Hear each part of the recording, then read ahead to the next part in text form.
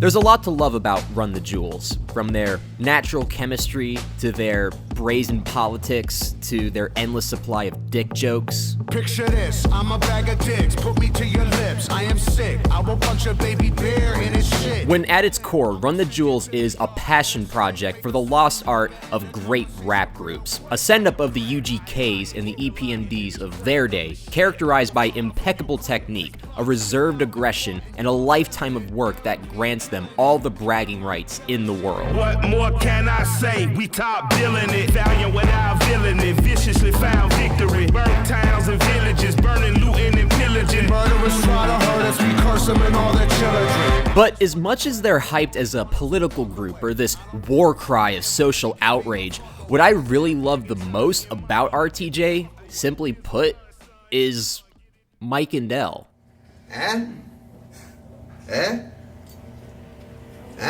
And to fully understand what I mean by that, you have to go back to when they first met. Mike came to me and said, I want to make an album with Adult Swim, but I don't want it to be like any of my other albums. I want it to be totally different. He said, I want to take it all the way back to my influence. It's like, I want America's Most Wanted, Ice Cube. So I said, okay, well, if you want a guy that has sort of Bomb Squad production right now, you need to talk to LP. So we flew him in for 2 days in the studio. From that point on, I mean, in that 3-day period in the studio, they got 4 songs done, and they just immediately like it was lightning in a bottle. Structurally speaking, LP's beats are very simple, in the same vein as New York's old school rap in the 80s and even boom bap in the 90s. But sonically, there's a dystopian vibe he achieves through hip-hop's shared traits with electronica, like hard-hitting drums, slick bass lines, and glitchy samples, to give it a more futuristic flavor. He's the only producer I feel you could accurately compare to the Dust Brothers, somewhere between Paul's Boutique and the soundtrack to Fight Club. And collaborating on rap music let him widen his palette with Mike's southern influences like Dirty South and even some hints of gospel. Rap boy, respect my word like a rabbi. I'ma put a house, you a motherfucker real life. Don't meet to your girlfriend, she gon' look you dead eye. Tell your soul, motherfucker, he still fly.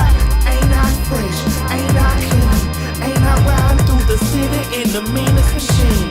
Ain't I 100 player for sure? But the glue that holds the album together is that it's not a gimmicky throwback to the music of their youth, but a reflection on that time, not only by examining why that music spoke to them so much, but how that era has affected their world now as adults. Involuntary servitude and slavery, it prohibits. That's why they giving drug offenders time in double digits. Ronald Reagan was an actor, not at all a factor, just an employee of the country's real masters. Just like the Bushes, Clinton and Obama, just another talking head telling lies on teleprompters. I've been angry on records before about stuff. Reagan is people call one of my greatest records, and it was just a visceral, personal, angry record about what the Reagan era, how it affected me. But I had never allowed myself to fully show the type of empathy and compassion I have. So I had built a career off being the tough, angry guy, and these records allowed me to show where that anger comes from. It comes from empathy, it comes from compassion, it comes from sympathy, it comes from care and concern. No more moms and dad crying, no more arms in the air. We put firearms in the air, Molotov cocktails thrown in the air. CNN got dummy done on the air, talking about it, smell that guns in the air. Dummy don't know and dummy don't care. Get that punk motherfucker out of here. This is what I mean when I say Killer Mike and LP are my favorite part of Run the Jewels. Because at the heart of every song, whether they go political or they go silly, in whatever tone they choose, it's always a melting pot of ideas that are anchored by their friendship, the chemistry they have, their trust in each other. And through that, the subjects they tackle never come off as bigger than them, because you can feel both of their perspectives blending together rather than one simply catering to the others. No matter what, it's always a team effort. That thing when your mind says run, but your heart isn't letting you. Yeah, we got an army now. You struggle down, they still live inside hearts carry them. The weapon is our memory. Some get to count sheep, some gotta count kids that they burying. I don't wanna scare nobody. Fears been lost for so long, the rage feel like therapy. Gotta make them remember me.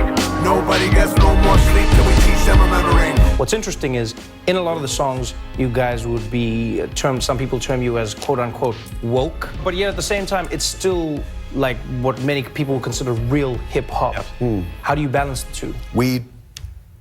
Marijuana. Lots of it.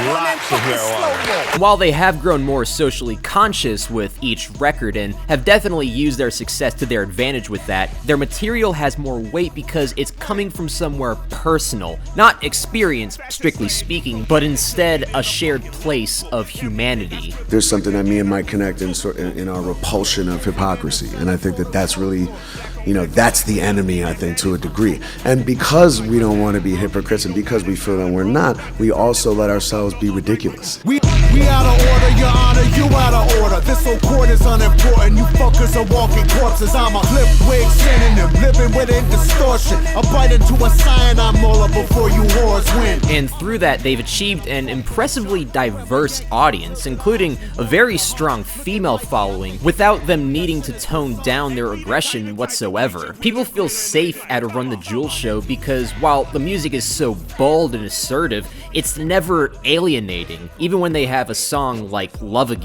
I think I'm in love again. Found my perfect drug again. Feel better than heroin. You love my alpha arrogance.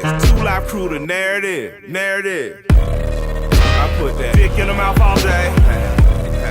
She got that dick in her mouth all day. So you hear it and you go, alright, it's a dumb, dirty rap song where admittedly Mike and LP have some fairly tame verses, but just when you think it's over. That's what you want, huh? Hey, well, let me tell you a little story. I had a young player from the hood, licked my pussy real good, kept me stuck with lots of wood, kept my bank account on swole, sniffed my pussy like a rose, smoking on dro, made a porn tape, that nigga is a pro, you ain't know. They flip the concept. So even when they're being dumb, they find a way to make it inclusive and even progressive in a weird way. For these records, everyone is in on the joke. We're not pulling the wool over your eyes.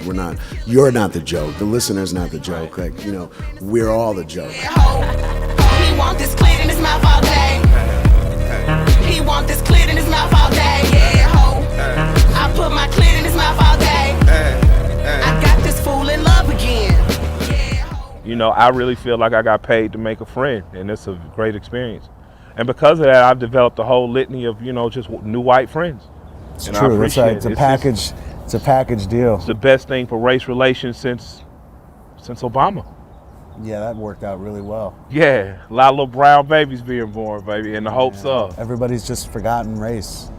I have. Yeah. You're just L to me. So now that they have the audience they've fought their entire careers to get, what is it they want now? I would like to see a world that looks like our audience, that looks like a bunch of different kids from different places that all converge about something they're passionate about. I got away with this, they might drag me away for this. Put me in a cage for this, I might pay for this. Or just say what I want like I'm made for this. But I'm afraid some days I might be wrong. Maybe that's why me and Mike get along.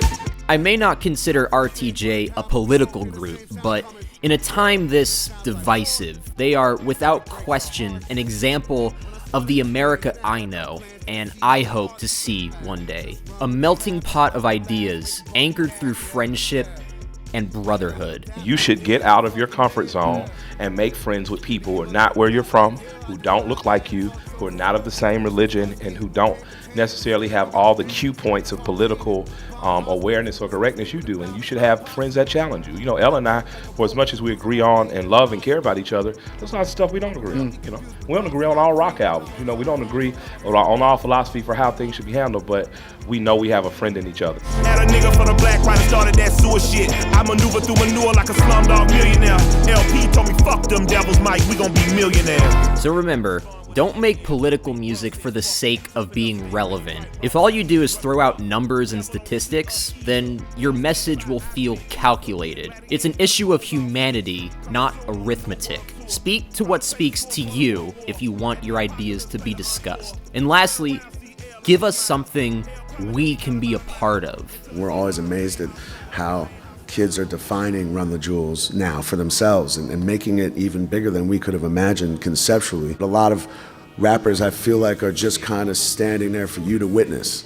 And that's one way to do things, but it's a disconnected way. And I think that we're presenting something that's like this for you to be a part of.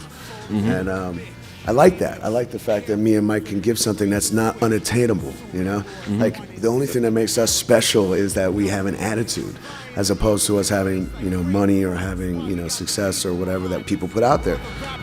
I hope it. For the fame, the true runners will always stay rude. Motherfuck your permission was never yours to begin with. And every bar that bitch shit you spit is your fucking prison. I've been here making raw shit and never asked to be lauded. Running jewels is the answer. Your question is what's pop, pop, pop.